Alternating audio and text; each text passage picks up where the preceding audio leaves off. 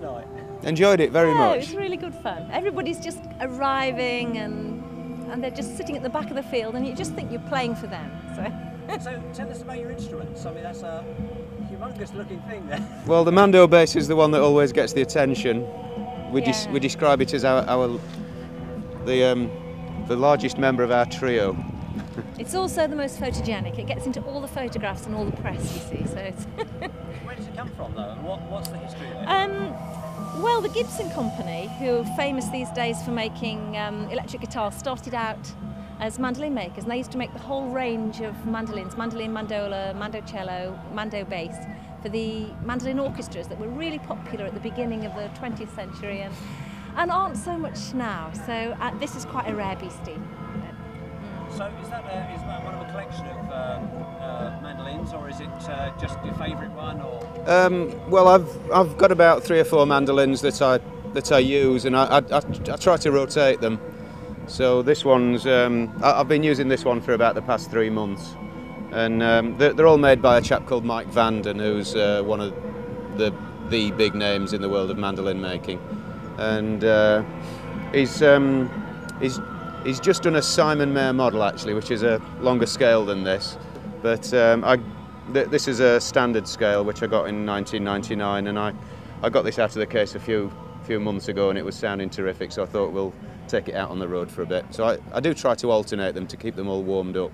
right. I said earlier that the Gibson Company made the original mandolin family in this style, but these are English instruments. So, yes. Ah. Well, actually, this was made in Scotland, let's be specific, Yes. yeah. By a Mancunian. Right. So And that was made in Bournemouth. This was made in Bournemouth. I don't know whether that means it's better. so you did a very nice piece by Handel last night.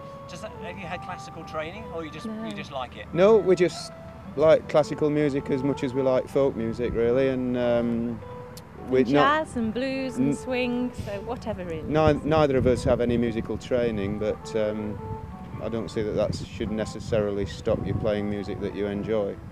So do you read music, or do you just play that? I mean, that piece, do you just play it by ear? No, I do read music, but I learnt to play before I learnt how to read. So my ear was developed really before I learnt how to read the dots. But certainly with the duo, we try to memorise everything that we do, so we're not tied to the notation when we're on stage. Right. So this your gig at your part of Cropredy is finished for the moment. What's the plans for the rest of the year? Well, we start in September and we've got quite a busy autumn, touring all sorts of places, from theatres to little village halls, and even a cruise, which is rather nice. We do occasional jobs on specialist theme cruises, which are classical music theme cruises, and for Fred Olsen Line, which are really enjoyable. Yeah, and that's a holiday. Twice a year we get about 2 weeks. It's like it's great. it's a well-paid holiday, and yeah, they don't work us too hard, which is great. You know, just a couple of sets a week, and then the rest of the time we just enjoy ourselves. we're going around the Black Sea this autumn. Yeah, It should be that'd good great. fun. Fantastic. Yeah. Yeah. Okay, thank you very Thank much. you. Thank you.